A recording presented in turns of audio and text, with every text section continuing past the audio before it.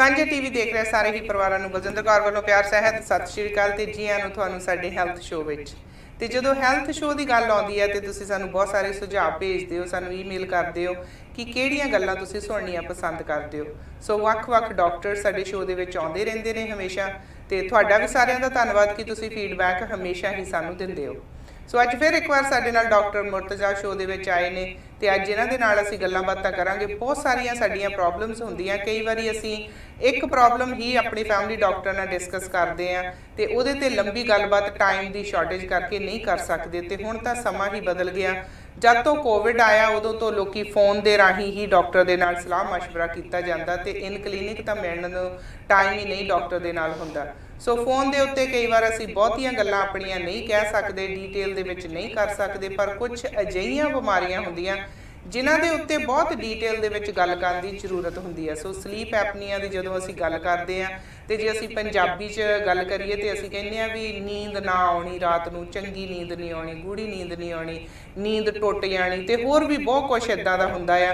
ਕਈ ਬਹੁਤ ਘਰਾੜੇ ਮਾਰਦੇ ਆ ਸੁੱਤੇ ਪਏ, ਸਨੋਰਿੰਗ ਬਹੁਤ ਜ਼ਿਆਦਾ ਕਰਦੇ ਆ।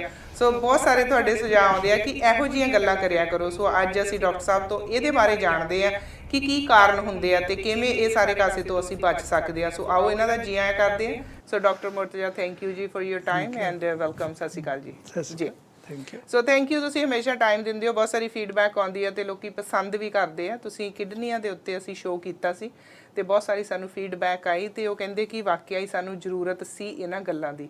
ਤੇ ਅੱਜ ਅਸੀਂ ਕਰਦੇ ਹਾਂ ਜੀ ਸਲੀਪ ਐਪਨੀਆ ਤੇ ਇਹ ਬੜਾ ਔਖਾ ਜਿਹਾ ਨਾਂ ਆ।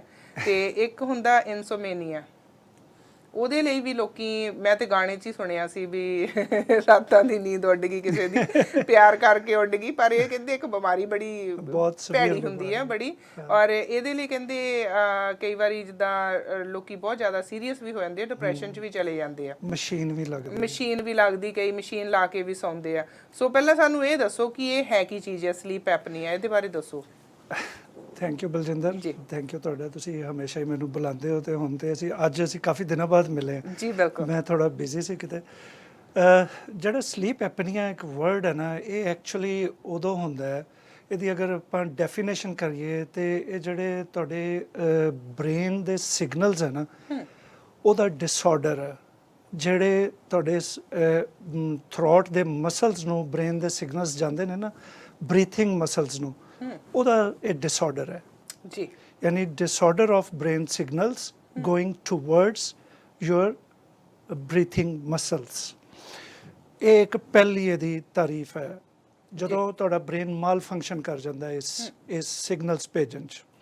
ਦੂਸਰਾ ਇਹਦਾ ਇਹ ਹੋ ਸਕਦਾ ਹੈ ਕਿ ਇਹਦੀ ਕੌਜ਼ ਜਿਹੜੀ ਤਾਰੀਫ ਇਹਦੀ ਕਹਿ ਲਓ ਕਿ ਤੁਹਾਡੇ ਜਿਹੜੇ ਏਅਰਵੇਜ਼ ਹੈ ਇਹਦੀ ਬਲੋਕੇਜ ਹੋ ਜਾਏ ਕਿਸੇ ਵਜ੍ਹਾ ਨਾਲ। ਏਅਰਵੇਜ਼ ਆਪਾਂ ਇਹਨੂੰ ਕਹਿੰਦੇ ਹਾਂ ਜਿਹੜੇ ਸਾਹ ਲੈਣ ਵਾਲੀਆਂ ਜਗ੍ਹਾ ਨੇ, ਇਹ ਤੁਹਾਡੀਆਂ ਨਾਲੀਆਂ ਨੇ ਸਾਂਸ ਵਾਲੀਆਂ, ਇਹਨਾਂ 'ਚ ਕੋਈ ਬਲੋਕੇਜ ਹੋ ਜਾਏ, ਇਹਨਾਂ 'ਚ ਕੋਈ ਪ੍ਰੋਬਲਮ ਹੋ ਜਾਏ, ਤੁਹਾਨੂੰ ਉਦੋਂ ਵੀ ਹੁੰਦਾ ਹੈ। ਬੈਕ ਥਰੋਟ ਮਸਲਸ ਦਾ ਪ੍ਰੋਬਲਮ ਹੋ ਜਾਏ ਜਾਂ ਤੁਹਾਨੂੰ ਏਅਰਵੇਜ਼ ਬਲੋਕੇਜ ਦਾ ਪ੍ਰੋਬਲਮ ਹੋ ਜਾਏ, ਇਹ ਇਹਦੀ ਡੈਫੀਨੇਸ਼ਨ ਹੈ ਜੀ। ਤੇ ਜਦੋਂ ਅਸੀਂ ਗੱਲ ਕਰਦੇ ਹਾਂ ਕਿ ਸਲੀਪ ਐਪਨੀਆ ਆ, ਹੁਣ ਕਹਿ ਦਿੰਦੇ ਆ ਇਹਦੀਆਂ ਇਹੀ ਆ ਕਿ ਜੇ ਬਲੋਕੇਜ ਆ ਤੁਹਾਡੇ ਸਾਹ ਦੇ ਵਿੱਚ ਜਾਂ ਤੁਹਾਡੇ ਮਸਲ ਹੈ ਜਿਹੜੇ ਉਹਨਾਂ ਦੇ ਵਿੱਚ ਹੈਗੀ ਆ ਪ੍ਰੋਬਲਮ, ਤੇ ਤਾਂ ਹੀ ਤੁਹਾਨੂੰ ਹੁੰਦਾ ਹੈ। ਜਾਂ ਬ੍ਰੇਨ ਸਿਗਨਲ ਨਹੀਂ ਸਹੀ ਭੇਜ ਰਿਹਾ ਤੁਹਾਡੇ ਬਰੀਥਿੰਗ ਮਸਲਸ ਨੂੰ। ਤੇ ਇਹਦੇ ਸਿੰਪਟਮਸ ਕੀ ਹੁੰਦੇ, ਕਿੱਦਾਂ ਪਤਾ ਲੱਗਦਾ ਕਿ ਤੁਹਾਨੂੰ ਇਹ ਬਿਮਾਰੀ ਹੈ? ਕਈ ਲੋਕ ਕਹਿੰਦੇ ਮੈਨੂੰ ਫਿਕਰ ਸੀ, ਮੈਂ ਕੱਲ ਕਿਤੇ ਜ਼ਰੂਰੀ ਕੋਈ ਕੰਮ ਕਰਨਾ ਸੀ, ਜਾਂ ਕਈ ਕਹਿੰਦੇ ਆ ਕਿ ਅਸੀਂ ਰਾਤ ਨੂੰ ਸੌਂਦੇ ਆ, ਸਾਨੂੰ ਪਤਾ ਹੁੰਦਾ ਸਵੇਰੇ ਅਸੀਂ ਕੰਮ ਤੇ ਜਾਣਾ, ਜਿੰਨੇ ਅਸੀਂ ਅਲਾਰਮ ਨਹੀਂ ਲਾਉਂਦੇ, ਜਿੰਨੇ ਵਜੇ ਉੱਠਣਾ ਸਾਡੀ ਪਟਕ ਦੇਣੀ ਅੱਖ ਖੁੱਲ ਜਾਂਦੀ ਹੈ। ਮੇਰੇ ਲਾਗੇ ਤੇ ਢੋਲ ਵੀ ਵੱਜਦੇ ਹੁਣ ਤਾਂ ਵੀ ਨਹੀਂ ਅੱਖ ਖੁੱਲਦੀ, ਅਲਾਰਮ ਵੱਜ ਵੀ ਜਾਵੇ ਤੇ ਉਹ ਬੰਦ ਕਰ ਦੇਈਦਾ। ਆਦਤ ਹੁੰਦੀ ਕਿ 5 ਮਿੰਟ ਹੋਰ ਸੌਂ ਲਈਏ, 5 ਮਿੰਟ ਹੋਰ ਸੌਂ ਲਈਏ। ਤੇ ਇਹ ਪਤਾ ਕਿਵੇਂ ਸਾਨੂੰ ਲੱਗਦਾ ਕਿ ਸਾਨੂੰ ਸਲੀਪ ਐਪਨੀਆ ਹੈ? ਇਹਦੇ ਜਿਹੜੇ ਕਾਜ਼ਸ ਹੈ ਨਾ, ਸਭ ਤੋਂ ਪਹਿਲਾਂ ਤਾਂ ਇਹਦੇ ਕਾਜ਼ਸ ਤੇ ਗੌਰ ਕਰੀਏ। ਤੁਸੀਂ ਦੇਖੋ ਕਿ ਬਹੁਤ ਸਾਰੇ ਲੋਕ ਜਿਹੜੇ ਨੂੰ ਓਬੈਸਿਟੀ ਹੁੰਦੀ ਹੈ, ਮੋਟਾਪਾ, ਉਹ ਪ੍ਰੋਨ ਨੇ, ਉਹਨਾਂ ਨੂੰ ਸਲੀਪ ਐਪਨੀਆ ਕਦੇ ਨਾ ਕਦੇ ਹੋ ਜਾਣਾ। ਇੱਕ ਦੂਸਰਾ, ਉਹ ਲੋਕ ਜਿਨ੍ਹਾਂ ਨੂੰ ਹਾਰਟ ਇਸ਼ੂਜ਼ ਹੁੰਦੇ ਨੇ, ਹਾਰਟ ਦਾ ਕੋਈ ਵੀ ਪ੍ਰੋਬਲਮ, ਤੁਹਾਡੀ ਵੇਨਸ 'ਚ ਕੋਲੇਸਟ੍ਰੋਲ ਕ੍ਰਿਸਟਲਸ ਬਣ ਗਏ ਨੇ, ਤੁਹਾਡੇ ਵਾਲਸ ਬੰਦ ਹੋ ਰਹੇ ਨੇ, ਜਾਂ ਕੁਛ ਵੀ ਹੈ ਇਸ ਤਰ੍ਹਾਂ ਦਾ, ਉਹਨਾਂ ਨੂੰ ਸਲੀਪ ਐਪਨੀਆ ਹੋਣ ਦੇ ਚਾਂਸਸ ਕਾਫੀ ਜ਼ਿਆਦਾ ਹੁੰਦੇ ਨੇ। ਤੀਸਰਾ, ਉਹਨਾਂ ਲੋਕਾਂ ਨੂੰ ਸਲੀਪ ਐਪਨੀਆ ਹੋਣ ਦੇ ਚਾਂਸਸ ਹੁੰਦੇ ਨੇ ਜਿਹੜੇ ਹਾਈਪਰ ਐਕਟਿਵ ਹੁੰਦੇ ਨੇ, ਜਿਨ੍ਹਾਂ ਦਾ ਬਲੱਡ ਪ੍ਰੈਸ਼ਰ ਹਾਈ ਹੁੰਦਾ ਹੋਵੇ, ਜਾਂ ਜਿਹੜੇ ਬਹੁਤ ਜ਼ਿਆਦਾ ਐਕਟਿਵ ਜ਼ਿੰਦਗੀ ਹੋਣ, ਬੜੇ ਇਹ ਵੀ ਕਰ ਲਓ, ਇਹ ਵੀ ਕਰ ਲਓ, ਇਹ ਵੀ ਕਰ ਲਓ, ਉਹ ਹਾਈਪਰ ਐਕਟਿਵ ਲੋਕਾਂ ਨੂੰ ਸਲੀਪ ਐਪਨੀਆ ਹੋਣ ਦੇ ਚਾਂਸਸ ਅੱਛਾ, ਉਹਨਾਂ ਨੂੰ ਵੀ ਹੋ ਸਕਦਾ। ਮੈਂ ਸੋਚਦੀ ਸੀ ਕਿ ਉਹ ਲੋਕ ਇੰਨਾ ਐਕਟਿਵ ਰਹਿੰਦੇ ਆ, ਸਾਰਾ ਦਿਨ ਨੱਠ ਭੱਜ ਐਕਸਰਸਾਈਜ਼ ਆ ਉਹ ਕਰਕੇ ਥੱਕ ਕੇ ਤਾਂ ਆਰਾਮ ਨਾਲ ਹੀ ਸੌਂਦੇ ਹੋਣਗੇ। ਉਹਨਾਂ ਨੂੰ ਸਲੀਪ ਐਪਨੀਆ ਹੋ ਸਕਦਾ, ਉਹਦਾ ਚਾਂਸਸ ਹੈ ਨਹੀਂ। ਫਿਰ ਅੱਗੇ ਆਓ, ਉਹ ਲੋਕ ਜਿਨ੍ਹਾਂ ਦੀ ਗਰਦਨ ਲੰਬੀ ਹੁੰਦੀ ਹੈ, ਨੈਕ, ਲਾਰਜ ਨੈਕ, ਉਹਨਾਂ ਨੂੰ ਸਲੀਪ ਐਪਨੀਆ ਹੋਣ ਦੇ ਚਾਂਸਸ, ਜਿਹੜੇ ਵੀ ਸੋਹਣੇ ਲੋਕ ਨੇ ਜਿਨ੍ਹਾਂ ਦੀ ਗਰਦਨਾਂ ਲੰਬੀਆਂ, ਜਿਹੜੇ ਮਾਣ ਕਰਦੇ ਆ ਮੇਰੀ ਸਰਾਈ ਵਰਗੀ ਨੈਕ ਆ ਨਾ, ਉਹਨਾਂ ਨੂੰ ਵੀ ਖਿਆਲ ਰੱਖਣਾ ਚਾਹੀਦਾ। ਉਹਨਾਂ ਨੂੰ ਖਿਆਲ ਰੱਖਣਾ ਚਾਹੀਦਾ, ਉਹਨਾਂ ਨੂੰ ਸਲੀਪ ਐਪਨੀਆ ਹੋਣ ਦੇ ਚਾਂਸਸ ਜ਼ਿਆਦਾ ਨੇ। ਫਿਰ ਇੱਕ ਹੋਰ, ਜਿਨ੍ਹਾਂ ਦੀ ਟੰਗ ਲੰਬੀ ਹੈ। ਅੱਛਾ, ਬੋਲਣ 'ਚ ਜ਼ੁਬਾਨ ਲੰਬੀ ਜਾਂ ਉਹ ਜ਼ੁਬਾਨ ਨਹੀਂ, ਜਿਨ੍ਹਾਂ ਦੀ ਜ਼ੁਬਾਨ ਦਾ ਲੈਂਥ ਲੰਬੀ ਹੈ ਨਾ। ਮੈਂ ਕਿਹਾ ਇੱਕ ਤਾਂ ਉਹ ਵੀ ਕਹਿੰਦੇ ਨਾ ਉਹ ਫਲਾਣੇ ਦੀ ਗੱਜ ਲੰਬੀ ਜ਼ੁਬਾਨ ਆ, ਉਹ ਜਿਹਦੀ ਗੱਜ ਲੰਬੀ ਹੈ ਨਾ, ਉਹਨੂੰ ਤਾਂ ਹੋਣਾ ਹੀ ਹੋਣਾ। ਠੀਕ ਹੈ ਜੀ। ਤੇ ਜਿਹਦੀ ਟੰਗ ਦਾ ਸਾਈਜ਼ ਲੰਬਾ ਹੈ ਨਾ, ਉਹਨੂੰ ਸਲੀਪ ਐਪਨੀਆ ਹੋਣ ਦੇ ਕਾਫੀ ਚਾਂਸਸ। ਮੈਨੂੰ ਲੱਗਦਾ ਆਪਣੇ ਅੱਜ ਦੇ ਸ਼ੋਅ ਤੋਂ ਬਾਅਦ ਕਾਫੀਆਂ ਨੇ ਆਪਣੀ ਜੀਭ ਕੱਢ ਦੇਖਣੀ ਵੀ ਮੇਰੀ ਲੰਬੀ ਤਾਂ ਨਹੀਂ, ਮੇਰੀ ਧੌਣ ਲੰਬੀ ਤਾਂ ਨਹੀਂ ਗੀ। ਅੱਛਾ, ਫਿਰ ਉਹ ਲੋਕ ਜਿਹੜੇ ਜ਼ਿਆਦਾ ਗੱਲਾਂ ਕਰਦੇ ਨੇ, ਜ਼ਿਆਦਾ ਟਾਕਟਿਵ ਹੁੰਦੇ ਨੇ, ਉਹਨਾਂ ਨੂੰ ਇਹਦੇ ਚਾਂਸਸ ਜ਼ਿਆਦਾ ਨੇ। ਅੱਛਾ, ਹੁਣ ਤੁਸੀਂ ਇਸ਼ਾਰਾ ਮੇਰੇ ਵੱਲ ਕਰ ਰਹੇ ਨੇ। ਮੈਂ ਤਾਂ ਜੀ ਜੌਬ ਤੇ ਹੀ ਬੋਲਦੀ ਆ, ਜਦੋਂ ਮੇਰਾ ਕੰਮ ਹੁੰਦਾ ਨਾ, ਜਦੋਂ ਮੈਂ ਟੀਵੀ ਤੇ ਆ ਕੇ ਬੈਠਣਾ ਹੁੰਦਾ ਆ, ਸ਼ੋਅ ਕਰਨੇ ਹੁੰਦੇ, ਮੈਂ ਉਦੋਂ ਹੀ ਬੋਲਦੀ ਆ, ਉਹ ਤਾਂ ਮੈਂ ਚੁੱਪ ਹੀ ਰਹਿੰਦੀ ਜ਼ਿਆਦਾ। ਚਲੋ ਅੱਛੀ ਗੱਲ ਹੈ, ਤੁਹਾਨੂੰ ਸਲੀਪ ਐਪਨੀਆ ਨਹੀਂ ਹੁੰਦਾ। ਫਿਰ ਉਹ ਲੋਕ ਜਿਨ੍ਹਾਂ ਨੂੰ ਕਦੀ ਸਟ੍ਰੋਕ ਹੋਇਆ ਹੋਵੇ, ਅੱਛਾ ਜੀ, ਸਟ੍ਰੋਕ ਵਾਲਿਆਂ ਨੂੰ ਵੀ ਸਲੀਪ ਐਪਨੀਆ ਹੋਣ ਦੇ ਕਾਫੀ ਚਾਂਸਸ ਹੁੰਦੇ ਨੇ। ਇਹ ਤੇ ਹੋ ਗਏ ਇਹਦੇ ਕਾਜ਼ਸ। ਪਹਿਲੇ ਆਪਾਂ ਦੱਸਿਆ ਮੈਡੀਕਲ ਡੈਫੀਨੇਸ਼ਨ ਇਹਦੀ, ਹੁਣ ਇਹਦੇ ਦੱਸੇ ਨੇ ਜਿਹੜੇ ਲਾਈਫ 'ਚ ਜਨਰਲ ਕਾਜ਼ਸ ਨੇ। ਗਰਦਨ ਲੰਬੀ ਵਾਲੇ, ਜਿਨ੍ਹਾਂ ਨੂੰ ਹਾਰਟ ਇਸ਼ੂਜ਼ ਹੋਏ ਹੋਣ, ਜਿਨ੍ਹਾਂ ਨੂੰ ਜਿਹੜੇ ਸਟ੍ਰੋਕ ਹੋਇਆ ਹੋਵੇ, ਜਿਹੜੇ ਜ਼ਿਆਦਾ ਗੱਲਾਂ ਕਰਦੇ ਹੋਣ, ਜਿਨ੍ਹਾਂ ਦੀ ਜ਼ੁਬਾਨ ਲੰਬੀ ਹੋਵੇ। ਇੱਕ ਹੋਰ ਵੈਰੀ ਇੰਪੋਰਟੈਂਟ ਰਹਿ ਗਿਆ, ਜਿਹੜੇ ਜ਼ਿਆਦਾ ਸੈਡੇਟਿਵ ਮੈਡੀਸਿਨਸ ਯੂਜ਼ ਕਰਦੇ ਹੋਣ, ਨੀਂਦ ਵਾਲੀਆਂ ਗੋਲੀਆਂ। ਕਈ ਲੋਕ ਕਾਫੀ ਡਾਕਟਰ ਸਾਹਿਬ ਗੋਲੀਆਂ ਦੇ ਨਾਲ ਹੀ ਖਾਂਦੇ ਆ, ਗੋਲੀ ਖਾ ਕੇ ਸੌਂਦੇ ਆ। ਉਹ ਕਹਿੰਦੇ ਸਾਨੂੰ ਨੀਂਦ ਵਾਲੀ ਗੋਲੀ ਲੈਣੀ ਪੈਂਦੀ ਹੈ। ਨੀਂਦ ਵਾਲੀ ਗੋਲੀ ਇਹਦਾ ਕਾਜ਼ ਵੀ ਹੈ ਇੱਕ। ਅੱਛਾ ਜੀ। ਜਿਹੜੇ ਬੰਦਿਆਂ ਨੇ ਜ਼ਿਆਦਾ ਸੈਡੇਟਿਵ ਮੈਡੀਸਿਨਸ ਯੂਜ਼ ਕੀਤੀਆਂ ਨੇ, ਨੀਂਦ ਵਾਲੀਆਂ ਗੋਲੀਆਂ ਯੂਜ਼ ਕੀਤੀਆਂ ਨੇ, ਜਾਂ ਡਿਪਰੈਸ਼ਨ ਦੀਆਂ ਗੋਲੀਆਂ ਯੂਜ਼ ਕੀਤੀਆਂ ਨੇ, ਉਹ ਨੀਂਦ ਹੀ ਲਿਆਉਂਦੀਆਂ ਨੇ ਡਿਪਰੈਸ਼ਨ ਵਾਲੀਆਂ ਗੋਲੀਆਂ। ਜੀ ਬਿਲਕੁਲ। ਉਹਨਾਂ ਨੂੰ ਸਲੀਪ ਐਪਨੀਆ ਇਹ ਡਾਇਰੈਕਟਲੀ ਪ੍ਰੋਪੋਰਸ਼ਨਲ ਹੈ। ਜਿਵੇਂ ਤੁਸੀਂ ਕਹਿੰਦੇ ਹੋ ਨਾ ਕਿ ਮੈਂ ਨੀਂਦ ਆਂਦੀ ਮੈਨੂੰ ਗੋਲੀ ਨਾਲ ਹੈ, ਐਵੇਂ ਹੀ ਸਲੀਪ ਐਪਨੀਆ ਵੀ ਗੋਲੀ ਨਾਲ ਹੀ ਆਉਂਦਾ। ਅੱਛਾ, ਸਲੀਪ ਐਪਨੀਆ ਤੇ ਇਨਸੋਮਨੀਆ ਇਹ ਇੱਕੋ ਹੀ ਕੈਟਾਗਰੀ ਹੈ? ਇਨਸੋਮਨੀਆ ਜਿਹੜਾ ਨਾ, ਉਹ ਇਹਦਾ ਇੱਕ ਸਿੰਪਟਮ ਹੈ। ਸਲੀਪ ਐਪਨੀਆ ਦਾ ਇੱਕ ਸਿੰਪਟਮ ਹੈ ਇਨਸੋਮਨੀਆ। ਹੁਣ ਆਪਾਂ ਕਾਜ਼ਸ ਡਿਸਕਸ ਕਰ ਲਏ ਨੇ, ਆਪਣੇ ਕੋਲ ਟਾਈਮ ਪਹਿਲੇ ਹੈ ਨਾ, ਬਹੁਤ ਹੈ ਜੀ ਟਾਈਮ, ਕੋਈ ਨਹੀਂ। ਹਾਂਜੀ, ਕਾਜ਼ਸ ਡਿਸਕਸ ਕਰ ਲਏ ਤੇ ਕਿ ਹਾਰਟ ਵਾਲੇ ਲੋਕਾਂ ਨੂੰ ਡੈਫੀਨਿਟਲੀ ਆਪਣਾ ਆਪ ਚੈੱਕ ਕਰਵਾਉਣਾ ਚਾਹੀਦਾ ਕਿ ਤੁਹਾਨੂੰ ਸਲੀਪ ਐਪਨੀਆ ਹੋ ਸਕਦਾ।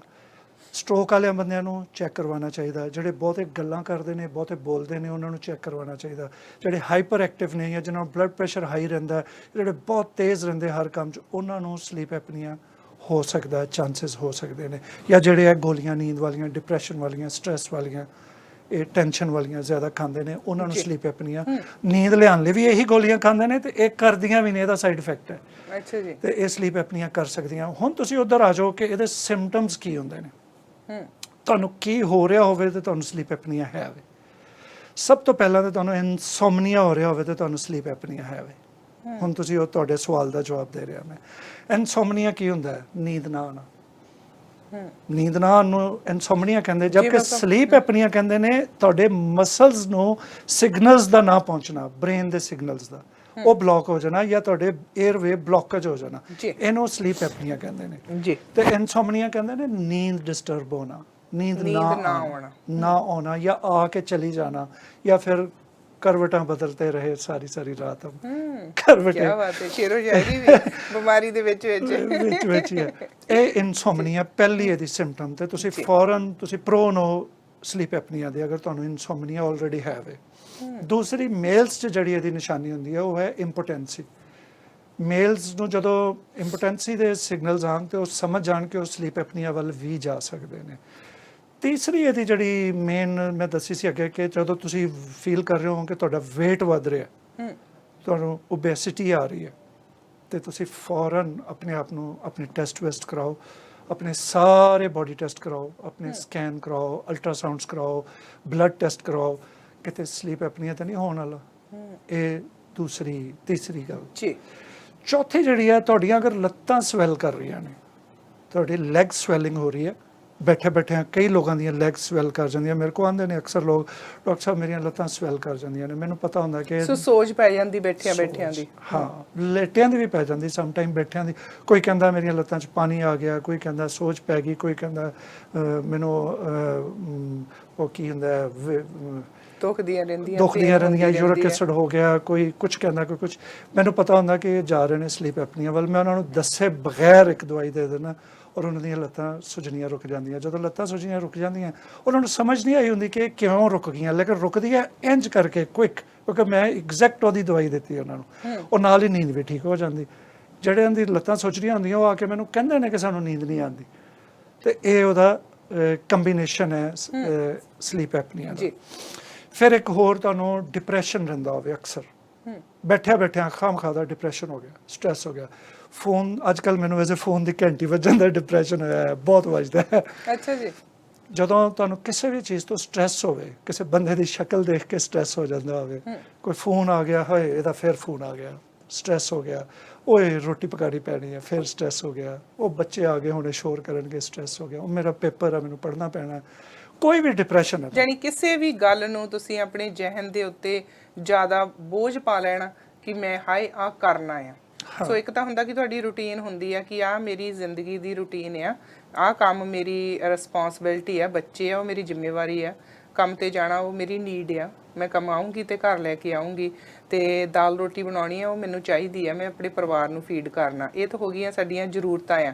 ਉਹਨਾਂ ਜ਼ਰੂਰਤਾਂ ਨੂੰ ਉਸੇ ਤਰੀਕੇ ਨਾਲ ਲੈਣਾ ਚਾਹੀਦਾ। ਜਦੋਂ ਅਸੀਂ ਉਹਨਾਂ ਨੂੰ ਆਪਣੇ ਆਪ ਤੇ ਭਾਰ ਸਮਝਣ ਲੱਗ ਪੈਂਦੇ ਆ ਕਿ ਇਹ ਮੈਨੂੰ ਕਰਨਾ ਹੀ ਪੈਣਾ ਆ, ਉਹ ਮੇਰੀ ਰਿਸਪੌਂਸਿਬਿਲਟੀ ਆ। ਸੋ ਉਹ ਤਾਂ ਖਾਮਖਾ ਦੇ ਵਿੱਚ ਸਟ੍ਰੈਸ ਆ, ਉਹ ਤਾਂ ਕੋਈ ਸਟ੍ਰੈਸ ਹੈ ਹੀ ਨਹੀਂ ਮੇਰੇ ਖਿਆਲ ਦੇ ਵਿੱਚ। ਔਰ ਜਦੋਂ ਤੁਸੀਂ ਫੀਲ ਕਰੋ ਨਾ ਕਿ ਸਟ੍ਰੈਸ ਮੈਨੂੰ ਹੁਣ ਲੱਗਣਾ ਸ਼ੁਰੂ ਹੋ ਗਿਆ, ਮੈਨੂੰ ਛੋਟੀਆਂ ਗੱਲਾਂ ਤੋਂ ਸਟ੍ਰੈਸ ਹੁੰਦਾ, ਉਦੋਂ ਤੁਹਾਨੂੰ ਸਲੀਪ ਐਪਨੀਆ ਹੋ ਰਿਹਾ। ਫਿਰ ਇੱਕ ਹੋਰ ਤੁਸੀਂ ਸ਼ਾਰਟ ਟੈਂਪਰਾਮੈਂਟ ਹੋ ਗਏ। ਇਸ ਤੋਂ ਅਗਲੀ ਸਟੇਜ ਆ ਗਈ ਸਟ੍ਰੈਸ ਤੋਂ ਬਾਅਦ ਕਿ ਸਟ੍ਰੈਸ ਕਿਸੇ ਹੋਰ ਗੱਲ ਦਾ ਹੋ ਰਿਹਾ ਤੇ ਬਲਜਿੰਦਰ ਸਾਹਮਣੇ ਆ ਗਈ ਤੇ ਗੁੱਸਾ ਚੜ ਗਿਆ। ਰਗੜੀ ਵਿਚਾਰੀ ਬਲਜਿੰਦਰ ਗਈ, ਗੁੱਸਾ ਬਲਜਿੰਦਰ ਤੇ ਕੱਢ ਦਿੱਤਾ। ਸ਼ਾਰਟ ਟੈਂਪਰਾਮੈਂਟ ਹੋ ਗਏ ਤੁਸੀਂ ਜੀ। ਜਦੋਂ ਤੁਹਾਨੂੰ ਛੋਟੀਆਂ ਗੱਲਾਂ ਤੋਂ ਸਟ੍ਰੈਸ ਤੋਂ ਬਾਅਦ ਛੋਟੀਆਂ ਗੱਲਾਂ ਤੇ ਗੁੱਸਾ ਆਉਣ ਲੱਗ ਜੇ ਤੇ ਤੁਹਾਨੂੰ ਸਲੀਪ ਐਪਨੀਆ ਦੇ 100% ਚਾਂਸਸ ਹੋ ਗਏ ਨੇ। ਹੁਣ ਤੁਸੀਂ ਨੀਂਦ ਵੀ ਤੁਹਾਡੀ ਡਿਸਟਰਬ ਹੋਏਗੀ। ਇੱਕ ਆਪਾਂ ਦੱਸੀ ਲੱਤਾਂ ਸਵੈਲ ਵਾਲੀ, ਇਹ ਵੀ ਬੜੀ ਕਿਸੇ ਨੂੰ ਹੁੰਦੀ ਹੋਏਗੀ। ਇੱਕ ਹੋਰ ਬੜੀ ਅਨਕਾਮਨ ਜੀ ਇੱਕ ਸਿੰਪਟਮ ਹੈ ਇਹਦੀ ਕਿ ਰਾਤ ਨੂੰ ਤੁਸੀਂ ਫ੍ਰੀਕੁਐਂਟਲੀ ਉੱਠਦੇ ਹੋ ਯੂਰੀਨੇਸ਼ਨ ਲਈ, ਵਾਸ਼ਰੂਮ ਜਾਣ ਲਈ ਫ੍ਰੀਕੁਐਂਟਲੀ ਉੱਠਦੇ ਹੋ, 2-3-4 ਦਫਾ ਉੱਠਦੇ ਹੋ, ਉਸ ਬੰਦੇ ਨੂੰ ਡੈਫੀਨਿਟਲੀ ਸਲੀਪ ਐਪਨੀਆ ਹੋਏਗਾ ਜਾਂ ਹੋ ਗਿਆ। ਪਰ ਕਈ ਲੋਕਾਂ ਨੂੰ ਆਦਤ ਹੁੰਦੀ ਆ ਮਿਡਲ ਆਫ ਦਾ ਨਾਈਟ ਉੱਠ ਕੇ ਜਾਣਾ ਬਾਥਰੂਮ 1-2 ਵਾਰ ਉਹਨਾਂ ਨੇ, ਜਾਂ ਕਈ ਲੋਕ ਪਾਣੀ ਬਹੁਤ ਜ਼ਿਆਦਾ ਪੀਂਦੇ ਆ। ਉਹ ਤੇ ਖੈਰ ਹੋਰ ਗੱਲ ਹੈ ਨਾ। ਰਾਤ ਨੂੰ ਪਾਣੀ ਪੀਣ ਤੋਂ ਮੈਂ ਅਕਸਰ ਰੋਕਦਾ ਕਿ ਬਹੁਤ ਜ਼ਿਆਦਾ ਪਾਣੀ ਨਹੀਂ ਪੀਣਾ ਰਾਤ ਨੂੰ, ਤੁਹਾਡੀ ਨੀਂਦ ਡਿਸਟਰਬ ਹੁੰਦੀ। 6 ਘੰਟੇ ਦੀ ਨੀਂਦ ਤੇ ਤੁਹਾਨੂੰ ਡੀਪ ਸਲੀਪ ਚਾਹੀਦੀ ਹੈ, ਡੀਪ। ਔਰ ਜਿਹੜਾ ਬੰਦਾ 6 ਘੰਟੇ ਦੀ ਨੀਂਦ 'ਚ ਇੱਕ ਵਾਰੀ ਵੀ ਉੱਠਦਾ, ਉਹਦੀ ਉਹ 6 ਘੰਟੇ ਦੀ ਡੀਪ ਸਲੀਪ ਪੂਰੀ ਨਹੀਂ ਹੋਈ, ਤੁਸੀਂ ਅਲਫਾ ਫ੍ਰੀਕੁਐਂਸੀ ਤੇ ਗਏ ਹੀ ਨਹੀਂ। ਜਦੋਂ ਉਸ ਫ੍ਰੀਕੁਐਂਸੀ ਤੇ ਗਏ ਹੀ ਨਹੀਂ ਤੇ ਤੁਸੀਂ ਥੱਕੇ ਰਹੋਗੇ ਜੀ। ਅੱਛਾ, ਇਹ ਇੱਕ ਤੇ ਇਹ ਹੋ ਗਈ ਰਾਤ ਨੂੰ ਫ੍ਰੀਕੁਐਂਟ। ਉਹ ਪਾਣੀ ਵਾਲੀ ਰੀਜ਼ਨ ਹੋਵੇ ਤੇ ਉਹ ਹਟਾ ਕੇ ਦੇਖ ਲਓ ਨਾ ਕਿ ਪਾਣੀ ਤੋਂ ਬਗੈਰ ਵੀ ਤੁਹਾਨੂੰ ਇਸ ਤਰ੍ਹਾਂ ਹੁੰਦਾ ਜੀ। ਤੇ ਜੇ ਫ੍ਰੀਕੁਐਂਟਲੀ ਉੱਠਦੇ ਹੋ ਤੇ ਸਲੀਪ ਐਪਨੀਆ ਹੋਣ ਲੱਗਾ, ਫੌਰਨ ਇਹਦੀ ਹੋਮਿਓਪੈਥਿਕ ਦੀ ਕੋਈ ਦਵਾਈ ਖਾਓ। ਅੱਛਾ, ਕਿਹੜੇ ਉਹ ਹੈਗੇ ਆ ਜਿਹੜੇ ਕੋਈ ਘਰੇਲੂ ਨੁਸਖੇ ਆ ਜਿਹੜੇ ਅਸੀਂ ਪਹਿਲਾਂ ਹੀ ਇਸ ਬਿਮਾਰੀ ਨੂੰ ਆਉਣ ਤੋਂ ਪਹਿਲਾਂ ਹੀ ਰੋਕ ਸਕਦੇ ਹੋਈਏ? ਦਵਾਈਆਂ ਤੇ ਤਾਂ ਅਸੀਂ ਬਾਅਦ ਆਵਾਂਗੇ ਨਾ, ਕਿਉਂਕਿ ਇਹ ਤੁਹਾਡੇ ਜ਼ਿਆਦਾ ਜ਼ਰੂਰੀ ਹੁੰਦੇ ਆ। ਜਿਹੜੇ ਤੁਸੀਂ ਆਹ ਖਾ ਲਓ, ਆਹ ਨਹੀਂ ਹੁੰਦਾ, ਆਹ ਖਾ ਲਓ, ਉਹ ਲੋਕੀ ਜ਼ਿਆਦਾ ਪਸੰਦ ਕਰਦੇ। ਹਾਂ, ਮੈਨੂੰ ਪਤਾ। ਮੈਨੂੰ ਅਕਸਰ ਫੋਨ ਕਰਕੇ ਕਹਿੰਦੇ ਨੇ ਕਿ ਕੋਈ ਘਰੇਲੂ ਨੁਸਖਾ ਦੱਸੋ। ਉਹਦੇ ਤੇ ਵੀ ਆਨੇ ਇਹ ਮੈਂ ਸਿੰਪਟਮਸ ਮੁਕਾ ਲਵਾਂ ਪਹਿਲੇ ਨਾ ਇਹਦੀਆਂ। ਫ੍ਰੀਕੁਐਂਟ ਯੂਰੀਨੇਸ਼ਨ ਹੋ ਗਈ, ਰਾਤ ਨੂੰ ਉੱਠਣ ਵਾਲੀ, ਡਿਪਰੈਸ਼ਨ ਹੋ ਗਈ, ਲੱਤਾਂ ਦੀ ਸਵੈਲਿੰਗ ਹੋ ਗਈ। ਹੁਣ ਇੱਕ ਹੋਰ ਹੈ ਕਿ ਤੁਹਾਨੂੰ ਇਰੀਟੇਸ਼ਨ ਹੁੰਦੀ ਹੈ ਚੀਜ਼ਾਂ ਤੋਂ। ਇਹ ਥੋੜ੍ਹਾ ਫਰਕ ਹੈ ਇਹਨਾਂ 'ਚ, ਡਿਪਰੈਸ਼ਨ 'ਚ, ਤੁਹਾਡੇ ਸ਼ਾਰਟ ਟੈਂਪਰਾਮੈਂਟ 'ਚ ਤੇ ਇਰੀਟੇਬਿਲਿਟੀ 'ਚ। ਇਰੀਟੇਸ਼ਨ ਹੁੰਦੀ ਤੁਹਾਨੂੰ, ਐਵੇਂ ਹੀ ਚੀਜ਼ਾਂ ਬੁਰੀਆਂ ਲੱਗਦੀਆਂ। ਜਦੋਂ ਤੁਸੀਂ ਮਹਿਸੂਸ ਕਰੋ ਨਾ ਕਿ ਮੈਨੂੰ ਐਵੇਂ ਹੀ ਚੀਜ਼ਾਂ ਬੁਰੀਆਂ ਲੱਗਣ ਲੱਗ ਗਈਆਂ ਤੇ ਤੁਹਾਨੂੰ ਸਲੀਪ ਐਪਨੀਆ ਹੋਣ ਲੱਗਾ ਜਾਂ ਹੋ ਗਿਆ। ਅੱਛਾ, ਇਹ ਵੀ ਹੋ ਜਾਂਦਾ। ਲਾਈਕ ਜੇ ਹੁਣ ਦੇਖੋ ਕਿ ਤੁਸੀਂ ਰੋਜ਼ਮਰਾ ਦੀ ਜ਼ਿੰਦਗੀ 'ਚ ਰੂਟੀਨ ਦੇ ਵਿੱਚ ਤੁਸੀਂ ਘਰ ਦੇਖਦੇ ਆ ਕਿ ਕਈ ਚੀਜ਼ਾਂ ਘਰ ਦੇ ਵਿੱਚ ਅਸੀਂ ਰੱਖੀਆਂ ਹੁੰਦੀਆਂ, ਅਚਾਨਕ ਹੀ ਦਿਲ ਦੇ ਵਿੱਚ ਆਉਂਦਾ ਕਿ ਨਹੀਂ ਇਹ ਇਦਾਂ ਕਿਉਂ ਪਈਆਂ, ਇਦਾਂ ਹੋਣੀਆਂ। ਇਹ ਵੀ ਇਹੀ ਇਰੀਟੇਬਿਲਿਟੀ ਹੈ। ਇਰੀਟੇਟ ਕਰਦੀਆਂ ਚੀਜ਼ਾਂ ਤੁਹਾਨੂੰ ਇਹ ਪੈਨਸਲ ਪਈ ਇਰੀਟੇਟ ਕਰ ਰਹੀ ਹੈ, ਇੱਥੇ ਕਿਉਂ ਪਈ, ਇਹਨੂੰ ਇੱਥੇ ਨਹੀਂ ਇੱਧਰ ਹੋਣਾ ਚਾਹੀਦਾ, ਇੱਧਰ ਨਹੀਂ ਇੱਧਰ ਹੋਣਾ ਚਾਹੀਦਾ। ਇਹ ਗਲਾਸ ਇੱਥੇ ਕਿਉਂ ਪਿਆ, ਤੁਹਾਨੂੰ ਐਵੇਂ ਹੀ ਸ਼ਕਲਾਂ ਇਰੀਟੇਟ ਕਰਦੀਆਂ, ਬੱਚੇ ਇਰੀਟੇਟ ਕਰਦੇ, ਤੁਹਾਨੂੰ ਦਵਾਈਆਂ ਇਰੀਟੇਟ ਕਰਦੀਆਂ, ਮੇਰੇ ਕੋਲੋਂ ਦਵਾਈਆਂ ਨਹੀਂ ਲਈਆਂ ਜਾਂਦੀਆਂ, ਇਰੀਟੇਬਿਲਿਟੀ ਜਿਹੜੀ ਹੈ ਉਹ ਸਲੀਪ ਐਪਨੀਆ ਵੱਲ ਲੈ ਜਾਂਦੀ। ਫਿਰ ਤੁਹਾਨੂੰ ਦੂਸਰੇ ਲੋਕ ਦੱਸਦੇ ਨੇ ਕਿ ਤੁਸੀਂ ਰਾਤ ਨੂੰ ਸਨੋਰਿੰਗ ਬਹੁਤ ਕਰਦੇ ਹੋ। ਸਨੋਰਿੰਗ ਦੀ ਹੋਰ ਵੀ ਵਜੂਹਾਤ ਨੇ, ਹੋਰ ਵੀ ਰੀਜ਼ਨਸ ਨੇ, ਲੇਕਿਨ ਇੱਕ ਰੀਜ਼ਨ ਸਲੀਪ ਐਪਨੀਆ ਵੀ ਹੈ। ਸਨੋਰਿੰਗ ਉਦੋਂ ਹੁੰਦੀ ਹੈ ਜਦੋਂ ਤੁਹਾਡੀ 에ਅਰਵੇਜ਼ ਬਲੌਕ ਹੁੰਦੇ ਨੇ ਜੀ, ਜਾਂ ਤੁਹਾਡੀ ਇੱਥੇ ਪੋਲਿਪਸ ਹੁੰਦੇ ਨੇ ਨੱਕ 'ਚ, ਤੁਹਾਨੂੰ ਸਾਹ ਲੈਣ 'ਚ ਪ੍ਰੋਬਲਮ ਹੋ ਰਿਹਾ ਤੇ ਸਾਹ ਜਾਂ ਤੁਹਾਡੇ ਟੌਨਸਲਸ ਵੱਧ ਗਏ ਨੇ, ਜੀ, ਉਦੋਂ ਸਨੋਰਿੰਗ ਹੁੰਦੀ ਹੈ। ਔਰ ਸਲੀਪ ਐਪਨੀਆ ਵੀ ਉਦੋਂ ਹੀ ਹੁੰਦਾ ਜਦੋਂ ਟੌਨਸਲਸ ਵੱਧ ਜਾਣ ਜਾਂ ਇੱਥੇ ਐਡੇਨੋਇਡਸ ਹੁੰਦੇ ਨੇ, ਇਹ ਨੱਕ ਦੇ ਮਸਲਸ ਦੇ ਪਿੱਛੇ ਇੱਥੇ ਐਡੇਨੋਇਡਸ ਟਿਸ਼ੂਜ਼ ਹੁੰਦੇ ਨੇ ਇਸ ਜਗ੍ਹਾ ਤੇ, ਉਹ ਐਡੇਨੋਇਡਸ ਡਿਸਟਰਬ ਹੋ ਜਾਣ, ਉਦੋਂ ਹੀ ਤੁਹਾਨੂੰ ਸਲੀਪ ਐਪਨੀਆ ਵੀ ਹੁੰਦਾ ਤੇ ਉਦੋਂ ਹੀ ਤੁਹਾਨੂੰ ਸਨੋਰਿੰਗ ਵੀ ਹੁੰਦੀ ਹੈ, ਜਦੋਂ ਤੁਹਾਨੂੰ ਟੌਨਸਲ ਵੱਧ ਜਾਣ ਜਾਂ ਪੋਲਿਪਸ ਵੱਧ ਜਾਣ ਜਾਂ ਐਡੇਨੋਇਡਸ ਡਿਸਟਰਬ ਹੋ ਜਾਣ। ਜਿੱਦਾਂ ਹੁਣ ਕਈ ਲੋਕ ਕਹਿ ਦਿੰਦੇ ਆ ਕਿ ਸਨੋਰਿੰਗ ਹੋਣੀ ਆ ਵੀ ਇਹ ਬਹੁਤ ਖਰਾਟੇ ਮਾਰਦਾ ਰਾਤ ਨੂੰ, ਤੇ ਕਈ ਲੋਕ ਕਹਿੰਦੇ ਕਿ ਕੋਈ ਸਰਾਣਾ ਹੁੰਦਾ ਉਹ ਲੈ ਕੇ ਸੌਣ ਨਾਲ ਹਟ ਜਾਂਦਾ, ਕਈ ਲੋਕ ਕਹਿੰਦੇ ਸਰਾਣਾ ਨਾ ਲੈ ਕੇ ਸੌਵੋ, ਗਰਦਨ ਵੀ ਤੁਹਾਡੀ ਠੀਕ ਰਹਿੰਦੀ ਆ, ਬਾਡੀ ਦਾ ਸਲੀਪਿੰਗ ਪੈਟਰਨ ਵੀ ਠੀਕ ਰਹਿੰਦਾ ਆ, ਤੇ ਤੁਸੀਂ ਸਨੋਰਿੰਗ ਵੀ ਨਹੀਂ ਕਰਦੇ। ਤੇ ਕਈ ਨੱਕ ਦੇ ਉੱਤੇ ਕੋਈ ਪੱਟੀਆਂ ਜਿਹੀਆਂ ਲਾ ਕੇ ਸੌਂਦੇ ਆ, ਕਈ ਮਸ਼ੀਨ ਲਾ ਕੇ ਸੌਂਦੇ ਆ ਸਨੋਰਿੰਗ ਵਾਲੀ, ਬਹੁਤ ਕੁਝ ਹੁੰਦਾ ਆ। ਸਨੋਰਿੰਗ ਦੇ ਕਾਫੀ ਰੀਜ਼ਨਸ ਆ ਨਾ, ਉਹਨਾਂ ਰੀਜ਼ਨਸ ਚੋਂ ਇੱਕ ਸਲੀਪ ਐਪਨੀਆ ਲਈ ਵੀ ਹੈ ਵੇ। ਇੱਕ ਤੇ ਮੈਂ ਦੱਸਿਆ ਨਾ ਟਿਸ਼ੂਜ਼ ਜਿਹੜੇ ਅੰਦਰ ਬਲੌਕੇਜ ਹੋ ਜਾਂਦੀ ਹੈ, ਜਿਹਨੂੰ ਪੋਲਿਪਸ ਵੀ ਕਹਿ ਦਿੰਦੇ, ਜਾਂ ਹੱਡੀ ਟੇਢੀ ਹੋ ਜਾਂਦੀ ਹੈ ਨੱਕ ਦੀ, ਉਹਨੂੰ ਵੀ ਸਨੋਰਿੰਗ ਹੁੰਦੀ ਹੈ। ਜਾਂ ਜਿਹਨੂੰ ਟੌਨਸਲਸ ਹੋਣ ਜਾਂ ਜਿਹਦੇ ਐਡੇਨੋਇਡਸ ਡਿਸਟਰਬ ਹੋ ਜਾਣ, ਐਡੇਨੋਇਡਸ ਇੱਥੇ ਟਿਸ਼ੂਜ਼ ਹੁੰਦੇ ਨੇ ਅੰਦਰ ਜੀ, ਜਾਂ ਜਿਹਦੇ 에ਅਰਵੇਜ਼ ਬਲੌਕ ਹੋ ਜਾਣ, ਉਹਨੂੰ ਸਨੋਰਿੰਗ ਹੁੰਦੀ ਹੈ। ਫਿਰ ਇਹ ਤੇ ਸਲੀਪ ਐਪਨੀਆ 'ਚ ਚਲਾ ਗਿਆ ਨਾ, ਔਰ ਫਿਰ ਉਹਨੂੰ ਆਪਾਂ ਮਸ਼ੀਨ ਲਵਾਉਂਦੇ ਆ ਆਕਸੀਜਨ ਦੀ, ਫਿਰ ਉਹਨੂੰ ਰਿਲੈਕਸ ਬਰੀਥ ਆਉਂਦਾ ਹੈ, ਜੀ, ਉਹ ਸਲੀਪ ਐਪਨੀਆ ਦੇ ਪ੍ਰੋਨ ਪੇਸ਼ੈਂਟਸ ਨੇ, ਬਲਕਿ ਪੂਰੇ ਪੇਸ਼ੈਂਟਸ ਨੇ ਸਲੀਪ ਐਪਨੀਆ ਦੇ। ਇਹ ਤੇ ਇਹਦੀਆਂ ਸਿੰਪਟਮਸ ਹੋ ਗਈਆਂ ਸਲੀਪ ਐਪਨੀਆ ਦੀਆਂ। ਪਹਿਲੇ ਅਸੀਂ ਡਿਸਕਸ ਕੀਤੀ ਸੀ ਇਹਦੀਆਂ ਕਾਜ਼ਸ, ਹੁਣ ਇਹਦੀਆਂ ਡਿਸਕਸ ਕੀਤੀਆਂ ਆਪਾਂ ਸਿੰਪਟਮਸ। ਆ ਜਾਓ ਹੁਣ ਟੁਟਕਿਆਂ ਤੇ, ਨੁਸਖਿਆਂ ਤੇ, ਜੀ, ਘਰ ਦੇ ਨੁਸਖੇ। ਸਲੀਪ ਐਪਨੀਆ ਕਦੋਂ ਹੁੰਦਾ? ਜਦੋਂ ਤੁਹਾਡਾ ਬ੍ਰੇਨ ਤੁਹਾਡੇ ਸਿਗਨਲਸ ਨਹੀਂ ਦਿੰਦਾ। ਹਰ ਉਹ ਚੀਜ਼ ਜਿਹੜੀ ਬ੍ਰੇਨ ਨੂੰ ਸਟਰੋਂਗ ਕਰਦੀ ਹੈ, ਬ੍ਰੇਨ ਨੂੰ ਮਜ਼ਬੂਤ ਕਰਦੀ ਹੈ, ਬ੍ਰੇਨ ਨੂੰ ਤਾਕਤ ਦਿੰਦੀ ਹੈ, ਉਹ ਉਹਦੇ ਸਾਰੇ ਫੰਕਸ਼ਨਸ ਨੂੰ ਤਾਕਤ ਦਿੰਦੀ ਹੈ। ਜੀ, ਜਦੋਂ ਉਹਦੇ ਸਾਰੇ ਫੰਕਸ਼ਨਸ ਨੂੰ ਤਾਕਤ ਦਿੰਦੀ ਹੈ ਤੇ ਫਿਰ ਉਹਦੇ ਇਹ ਮਸਲਸ ਦੇ ਸਿਗਨਲਸ ਨੂੰ ਵੀ ਤਾਕਤ ਦਿੰਦੀ ਹੈ। ਬਦਾਮ ਕਿੰਨੇ ਕੁ ਖਾਣੇ ਚਾਹੀਦੇ ਆ ਬਦਾਮ? ਜਿੰਨੇ ਹੋ ਸਕੇ। ਅੱਛਾ ਜੀ, ਜਿੰਨੇ ਮਰਜ਼ੀ ਖਾਈ ਜਾ। ਮੈਂ ਇੱਕ 56 ਇਅਰਸ ਦੇ ਬੰਦੇ ਨਾਲ ਵਾਕਿਫ ਹਾਂ, ਉਹਨੂੰ ਐਨਕ ਨਹੀਂ ਲੱਗੀ ਹੋਈ। ਯੂਜੂਅਲੀ 40-50 ਸਾਲ ਤੋਂ ਬਾਅਦ ਐਨਕ ਲੱਗ ਜਾਂਦੀ ਹੈ, ਭਾਵੇਂ 0.25 ਦੀ ਲੱਗੇ, 0.5 ਦੀ ਲੱਗੇ, 0.75 ਦੀ ਲੱਗੇ, ਲੱਗਦੀ ਜ਼ਰੂਰ ਹੈ, ਦੂਰ ਦੀ ਜਾਂ ਰੀਡਿੰਗ ਦੀ ਲੱਗ ਜਾਂਦੀ ਹੈ। ਮੈਂ ਉਹਨੂੰ ਪੁੱਛਿਆ ਕਿ ਤੂੰ ਹਲੇ ਵੀ ਇਹ ਵੀ ਤੇ ਉਹ ਵੀ ਬਿਲਕੁਲ ਕਲੀਅਰਲੀ ਦੇਖਦਾ ਹੈ, ਔਰ ਤੇਰੀ ਫੂਡ ਵੀ ਮੈਂ ਦੇਖਿਆ ਕੋਈ ਐਡੀ ਅੱਛੀ ਨਹੀਂ ਹੈ, ਕੀ ਪ੍ਰੋਬਲਮ ਹੈ, ਤੂੰ ਕੀ ਕੀਤਾ ਜ਼ਿੰਦਗੀ 'ਚ? ਕਹਿੰਦਾ ਜਦੋਂ ਮੈਂ ਬਚਪਨ 'ਚ ਸਕੂਲ ਪੜ੍ਹਦਾ ਸੀ ਨਾ, ਤੇ ਮੇਰੀ ਮਦਰ ਇੱਕ ਮੁੱਠੀ ਭਰ ਕੇ ਮੇਰੀ ਜੇਬ 'ਚ ਬਦਾਮ ਪਾ ਦਿੱਤੀ ਸੀ, ਉਹ ਮੈਂ ਮਜ਼ੇ ਲੈ ਕੇ ਖਾਂਦੇ ਰਹਿਣਾ। ਕਹਿੰਦਾ ਇਹ ਜਦੋਂ ਤੱਕ ਮੈਂ ਗ੍ਰੈਜੂਏਸ਼ਨ ਨਹੀਂ ਕਰ ਗਿਆ, ਬਲਕਿ ਮਾਸਟਰਸ ਨਹੀਂ ਕਰ ਗਿਆ, MS ਨਹੀਂ ਕਰ ਲਿਆ, ਉਦੋਂ ਤੱਕ ਇਹ ਮੇਰੀ ਰੂਟੀਨ ਰਹੀ। ਫਿਰ ਮੈਨੂੰ ਆਦਤ ਪੈ ਗਈ। ਹੁਣ ਤੇ ਕਹਿੰਦਾ ਮੈਂ 10-20 ਸਾਲ ਹੋ ਗਏ ਨਹੀਂ ਖਾਦੇ ਬਦਾਮ, ਕਦੀ ਕਿਤੇ ਮਿਲ ਜਾਣ ਤੇ ਖਾ ਲਈਦਾ, ਲੇਕਿਨ ਮੇਰੀ ਮਦਰ ਮੈਨੂੰ ਬਦਾਮ ਖਿਲਾਉਂਦੀ ਰਹੀ। ਉਹ ਮੇਰੇ ਇੱਕ ਦੋਸਤ ਵੀ ਨੇ, ਉਹਨਾਂ ਦੀ ਇਹ ਗੱਲ ਵਿੱਚ ਆ ਗਈ। ਤੁਸੀਂ ਬਦਾਮ ਖਾਣ ਦਾ ਬੈਸਟ ਤਰੀਕਾ ਕੀ ਹੈ ਕਿ ਬਦਾਮ ਨੂੰ ਰਾਤ ਨੂੰ ਭਿਓ ਦਿਓ ਮੁੱਠੀ ਭਰ ਕੇ, ਇਹ ਨਹੀਂ ਕਿ 10-11। ਮੇਰੇ ਕੋਲ ਕਈ ਲੋਕ ਆਏ ਕਹਿੰਦੇ ਅਸੀਂ 7 ਬਦਾਮ ਰੋਜ਼ ਖਾਂਦੇ ਹਾਂ। ਮੈਂ ਕਿਹਾ ਐਡਾ ਖਾਣ ਦੀ ਮਹਿਮਾਨ ਆ ਗਏ ਸੀ, ਇੰਨੇ ਬਦਾਮ ਰੱਖ ਲਏ। ਮੈਂ ਕਿਹਾ ਇੰਨੇ ਜ਼ਿਆਦਾ ਨਾ ਵੀ ਖਾਓ ਤੁਸੀਂ ਤੇ ਚੰਗਾ। ਮੁੱਠੀ ਭਰ ਕੇ, ਵੱਡੀ ਚੰਗੀ ਤਕੜੀ ਮੁੱਠੀ ਭਰ ਕੇ 30-40 ਬਦਾਮ ਉਹ ਭਿਗੋਤੇ ਰਾਤ ਨੂੰ। ਇਹਦਾ ਮਤਲਬ ਮੈਂ ਤੇ 10 ਕੀ ਖਾਂਦੀ ਆ, ਮੈਂ ਮੁੱਠੀ ਭਰ ਕੇ ਤਾਂ ਨਹੀਂ ਕਦੀ ਖਾਦੇ, ਪਰ ਮੈਂ ਰੂਟੀਨ 'ਚ ਨਹੀਂ ਖਾਂਦੀ। ਮੈਂ 1-2 ਦਿਨ ਬਾਅਦ ਜਦੋਂ ਮੇਰਾ ਦਿਲ ਕਰੇ ਤੇ ਮੈਂ 10 ਕੁ ਪੀਸ ਚੁੱਕ ਕੇ ਤੇ ਘਰੋਂ ਤੁਰਨ ਲੱਗੀ ਤੇ ਗੱਡੀ 'ਚ ਆਉਂਦੇ ਖਾ ਲੈਂਦੀ ਆ। ਤੁਹਾਨੂੰ ਐਨਕ ਨਹੀਂ ਲੱਗੀ ਫਿਰ? ਸਹੀ ਗੱਲ ਹੈ। 10 ਨਾਲ ਨਹੀਂ ਲੱਗੀ ਤੇ ਜੇ ਤੁਸੀਂ 50 ਖਾਂਦੇ ਹੋ ਫਿਰ ਕਿੰਨੇ? ਫੇਰ ਤਾਂ ਮੈਨੂੰ ਸਾਹ ਹੀ ਨਾ ਆਵੇ, ਕਿਉਂਕਿ ਭਾਰ ਵੀ ਵੱਧ ਜਾਂਦਾ ਨੇ, ਮੈਂ ਤਾਂ ਘਟਾਉਂਦੀ ਹੋਈ ਥੱਕ ਜਾਂਦੀ ਹਾਂ। ਬਦਾਮ ਗੁੱਡ ਕੋਲੇਸਟ੍ਰੋਲ ਪੈਦਾ ਕਰਦੇ ਨੇ। ਅੱਛਾ ਜੀ। ਬਦਾਮ ਐਡੀ ਕਮਾਲ ਦੀ ਚੀਜ਼ ਹੈ। ਬਦਾਮ ਇਨਸੋਮਨੀਆ ਦਾ ਇਲਾਜ ਹੈ, ਬਦਾਮ ਸਲੀਪ ਐਪਨੀਆ ਦਾ ਇਲਾਜ ਹੈ। ਮੈਂ ਦੱਸਿਆ ਨਾ ਤੁਹਾਨੂੰ ਕਿ ਉਹ ਜਦੋਂ ਉਹਨੇ ਸਿਗਨਲਸ ਪੂਰੇ ਦੇਣੇ ਸ਼ੁਰੂ ਕਰਤੇ ਬ੍ਰੇਨ ਨੇ, ਤੁਹਾਡੇ ਬਰੀਥਿੰਗ ਔਰ ਇਹਨੂੰ ਸਲੀਪਿੰਗ ਮਸਲਸ ਨੂੰ, ਤੇ ਤੁਹਾਨੂੰ ਸਲੀਪ ਐਪਨੀਆ ਹੈ ਹੀ ਨਹੀਂ। ਜਿਹੜੇ ਸ਼ਖਸ ਨੂੰ ਵੀ ਸਲੀਪ ਐਪਨੀਆ, ਉਹ ਅੱਜ ਇਹ ਪ੍ਰੈਕਟਿਸ ਕਰਕੇ ਦੇਖ ਲੈ, 30-40 ਬਦਾਮ ਸ਼ਾਮ ਨੂੰ ਖਾਵੇ, ਸ਼ਾਮ ਨੂੰ, ਉਹਨੂੰ ਅੱਜ ਹੀ ਨੀਂਦ ਬੈਟਰ ਆਏਗੀ। ਅੱਜ ਨਹੀਂ ਤਾਂ ਕੱਲ ਮੈਕਸਿਮਮ 2 ਦਿਨਾਂ 'ਚ ਉਹ ਠੀਕ ਹੋ ਜਾਏਗਾ। ਤੇ ਹੁਣ ਦਵਾਈ ਵੀ ਦੱਸ ਦਿਓ ਕਿ ਦਵਾਈ ਕਿਹੜੀ ਖਾਣੀ ਚਾਹੀਦੀ? ਇਹਦੀਆਂ 4-5 ਦਵਾਈਆਂ, ਉਹ ਡਿਪੈਂਡ ਕਰਦਾ ਤੁਹਾਡੇ ਸਿੰਪਟਮਸ ਤੇ। ਫੋਰ ਐਗਜ਼ਾਮਪਲ ਕਿਸੇ ਨੂੰ ਪੋਲਿਪਸ ਹੈ, ਉਹਨੂੰ ਇਹਦੀ ਵਜ੍ਹਾ ਤੋਂ ਸਲੀਪ ਐਪਨੀਆ ਹੋ ਰਿਹਾ, ਸਨੋਰਿੰਗ ਕਰ ਰਿਹਾ, ਤੇ ਉਹਦੀ ਦਵਾਈ ਹੈ ਟਿਓਕਰੀਮ, ਔਰ ਦੂਸਰੀ ਉਹਦੀ ਦਵਾਈ ਹੈ ਲੈਮਨਾ ਮਾਈਨਰ, ਤੀਸਰੀ ਉਹਦੀ ਦਵਾਈ ਹੈ ਨੈਟਰਮ ਮਿਊਰੈਟਿਕਮ। ਇਹ ਡਿਪੈਂਡ ਕਰਦਾ ਤੁਹਾਡੀ ਕਿਹੜੀ ਸਿੰਪਟਮ ਆ ਉਹਦੇ ਅਗੇਂਸਟ ਤੁਸੀਂ। ਇਹ ਹੋ ਗਈ ਸਨੋਰਿੰਗ ਵਾਲੇ ਦੀ। ਦੂਸਰੀ ਸਨੋਰਿੰਗ ਵਾਲੇ ਦੀ ਇੱਕ ਹੋਰ ਦਵਾਈ ਹੈ ਜਿਹੜੀ ਸਲੀਪ ਐਪਨੀਆ ਦੀ ਵੀ ਦਵਾਈ ਹੈ, ਉਹਦਾ ਨਾਮ ਹੈ OPM, OPIUM। ਉਹ ਵਾਲੀ OPM ਨਹੀਂ, ਇਹ ਦਵਾਈ ਹੈ ਹੋਮਿਓਪੈਥਿਕ ਦੀ, ਇਹ ਮੈਡੀਸਨ ਹੈ, ਡ੍ਰੌਪਸ ਹੈ। ਉਹ ਸਲੀਪ ਐਪਨੀਆ ਦਾ ਵੀ ਇਲਾਜ ਹੈ ਔਰ ਸਨੋਰਿੰਗ ਦਾ ਵੀ ਇਲਾਜ ਹੈ। ਜਿਹੜਾ ਸ਼ਖਸ 5-7-10 ਡ੍ਰੌਪਸ ਰੋਜ਼ ਦੇ 3 ਦਫਾ OPM ਦੇ ਲੈਂਦਾ ਰਹੇ, ਉਹਦੇ 3 ਦਿਨ 'ਚ ਸਨੋਰਿੰਗ ਹਟ ਜਾਂਦੀ ਹੈ। ਤੁਹਾਡੇ ਇੱਕ ਜਾਣਨ ਵਾਲੇ ਦੀ ਹਟਾਈ ਸੀ, ਤੁਹਾਨੂੰ ਯਾਦ ਹੈ ਨਾ? ਹੁਣ ਮੈਨੂੰ ਫੋਨ ਆਇਆ ਕੱਲ੍ਹ ਕਿ ਡਾਕਟਰ ਸਾਹਿਬ ਬੜੀ ਦੇਰ ਹੋ ਗਈ ਦਵਾਈ ਖਾਦੇ ਨੂੰ, ਫਿਰ ਸ਼ੁਰੂ ਹੋ ਗਈ। ਮੈਂ ਕਿਹਾ ਫਿਰ 3 ਦਿਨ ਖਾ ਲਓ। ਦੂਸਰੀ ਦਵਾਈ। ਤੀਸਰੀ ਦਵਾਈ ਇਹਦੀ ਹੈ ਲੈਕਸਿਸ, LECHESIS, ਲੈਕਸਿਸ। ਲੈਕਸਿਸ ਜਿਹੜੀ ਹੈ ਉਹ ਬਲੱਡ ਪ੍ਰੈਸ਼ਰ ਵੀ ਨਾਰਮਲ ਕਰਦੀ ਹੈ, ਚਿੜਚਿੜਾਪਨ ਵੀ ਖਤਮ ਕਰਦੀ ਹੈ, ਇਰੀਟੇਸ਼ਨ ਵੀ ਦੂਰ ਕਰਦੀ ਹੈ, ਔਰ ਤੁਹਾਡੇ ਸਲੀਪ ਐਪਨੀਆ ਨੂੰ ਵੀ ਬੈਟਰ ਕਰਦੀ ਹੈ। ਚੌਥੀ ਦਵਾਈ ਜਿਹੜੀ ਸਭ ਤੋਂ ਬੈਸਟ ਹੈ ਉਹ ਹੈ ਸਪੌਂਜੀਆ, SPONGIA, ਸਪੌਂਜੀਆ 30। ਇਹ ਦਵਾਈ ਅਕਸਰ ਲੋਕਾਂ ਦੀ ਜ਼ਰੂਰਤ ਹੈ ਜਿਨ੍ਹਾਂ ਦੇ ਏਅਰਵੇ ਬਲੌਕ ਹੋ ਜਾਂਦੇ, ਜਿਨ੍ਹਾਂ ਦੇ ਇੱਥੇ ਖੜਖੜ ਕਰਦਾ, ਸਮ ਟਾਈਮ ਖਾਂਸੀ ਆਉਂਦੀ ਹੈ, ਗਲੇ 'ਚ ਰੇਸ਼ਾ ਡਿੱਗਦਾ, ਖੜਖੜ ਕਰਦਾ ਰਹਿੰਦਾ ਔਰ ਰਾਤ ਨੂੰ ਨੀਂਦ ਨਹੀਂ ਆਉਂਦੀ। ਇਹ ਉਹਨਾਂ ਦੀ ਦਵਾਈ ਹੈ।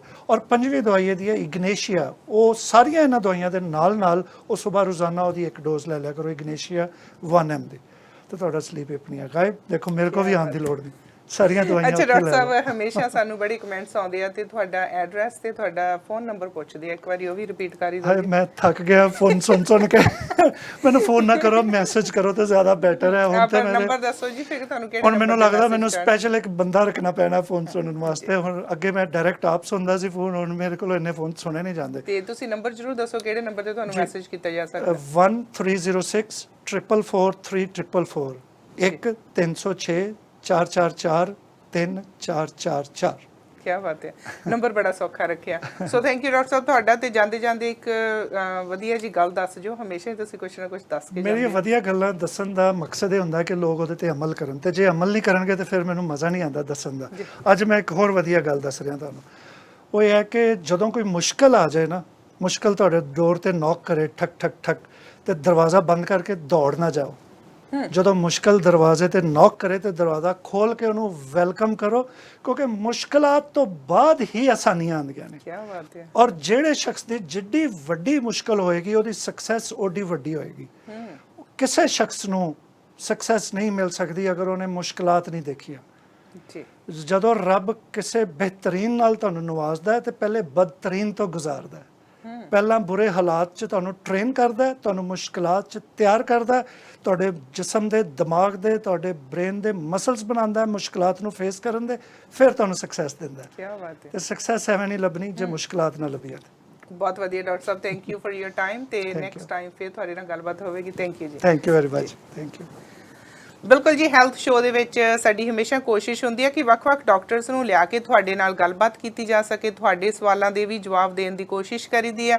ਤੁਸੀਂ ਬਹੁਤ ਸਾਰੇ ਸੁਝਾਅ ਭੇਜਦੇ ਹੋ ਤੇ ਇੱਕ ਹਮੇਸ਼ਾ ਹੀ ਅਸੀਂ ਚਾਹੁੰਦੇ ਹਾਂ ਜਦੋਂ ਕੋਈ ਵੀ ਡਾਕਟਰ ਸਾਹਿਬ ਵੱਲੋਂ ਦਿੱਤੀ ਗਈ ਸਲਾਹ ਤੁਸੀਂ ਵਰਤਣਾ ਚਾਹੁੰਦੇ ਆ ਤੇ ਇੱਕ ਵਾਰੀ ਤੁਸੀਂ ਆਪਣੇ ਫੈਮਿਲੀ ਡਾਕਟਰ ਦੇ ਨਾਲ ਜ਼ਰੂਰ ਸਲਾਹ ਕਰ ਲਿਆ ਕਰੋ, ਕਿਉਂਕਿ ਸੈਕੰਡ ਓਪੀਨੀਅਨ ਹਮੇਸ਼ਾ ਹੀ ਲੈਣਾ ਚਾਹੀਦਾ ਆ। ਨਾਲੇ ਜੇ ਅਸੀਂ ਫੈਮਿਲੀ ਡਾਕਟਰ ਨੂੰ ਪਹਿਲਾਂ ਤੋਂ ਜਾ ਰਹੇ ਹਾਂ, ਦੇਖ ਰਹੇ ਹਾਂ ਲੰਬੇ ਅਰਸੇ ਤੋਂ, ਇੱਕ ਵਾਰੀ ਉਹਨਾਂ ਦੇ ਨਾਲ ਵੀ ਸਾਨੂੰ ਜ਼ਰੂਰ ਸਲਾਹ ਮਸ਼ਵਰਾ ਕਰ ਲੈਣਾ ਚਾਹੀਦਾ। ਤੇ ਡਾਕਟਰ ਸਾਹਿਬ ਉਹਨਾਂ ਨੇ ਆਪਣਾ ਫੋਨ ਦੱਸਿਆ, ਤੁਸੀਂ ਇਹਨਾਂ ਨੂੰ ਫੋਨ ਤੇ ਮੈਸੇਜ ਕਰਕੇ ਆਪਣੀ ਗੱਲਬਾਤ ਇਹਨਾਂ ਤੋਂ ਜਾਣ ਸਕਦੇ ਹੋ। ਔਰ ਕੋਸ਼ਿਸ਼ ਹੁੰਦੀ ਹੈ ਕਿ ਤੁਹਾਡੇ ਤੱਕ ਅਸੀਂ ਵਧੀਆ ਵਧੀਆ ਗੱਲਾਂ ਲੈ ਕੇ ਆਈਏ, ਕਿਉਂਕਿ ਤੁਹਾਡੀ ਸਿਹਤ ਦਾ ਸਾਨੂੰ ਵੀ ਓਨਾ ਹੀ ਫਿਕਰ ਆ। ਸੋ ਅਸੀਂ ਇੱਕ ਪਰਿਵਾਰ ਦੇ ਮੈਂਬਰ ਹਾਂ, ਇੱਕ ਪਰਿਵਾਰ ਹਾਂ। ਸੋ ਸਾਂਝੇ ਦੇ ਪਲੇਟਫਾਰਮ ਤੋਂ ਅੱਜ ਹੈਲਥ ਸ਼ੋਅ ਦੇ ਵਿੱਚ ਉਮੀਦ ਕਰਦੀ ਹਾਂ ਗੱਲਬਾਤ ਜ਼ਰੂਰ ਪਸੰਦ ਕੀਤੀ ਹੋਵੇਗੀ। ਅਗਲੀ ਵਾਰ ਫਿਰ ਹੋਰ ਕਿਸੇ ਡਾਕਟਰ ਦੇ ਨਾਲ ਫਿਰ ਸ਼ਾਮਲ ਹੋਵਾਂਗੇ। ਤਦ ਤੱਕ ਤੁਸੀਂ ਖਿਆਲ ਰੱਖਿਓ ਆਪਣੀ ਸਿਹਤ ਦਾ। ਸਾਡੇ ਵੱਲੋਂ ਤੁਹਾਨੂੰ ਸਤਿ ਸ਼੍ਰੀ ਅਕਾਲ ਜੀ।